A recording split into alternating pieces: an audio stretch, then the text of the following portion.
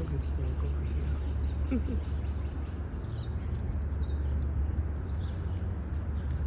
I don't want to get too close. I zoomed in though, because they will fly away. Most of them anyway. So I don't want to scare them. I just want them to be peaceful and just have fun eating. That's it.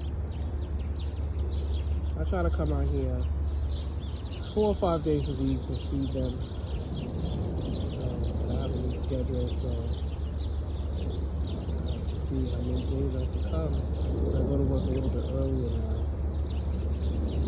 so I have to make sure I get some sleep in the morning.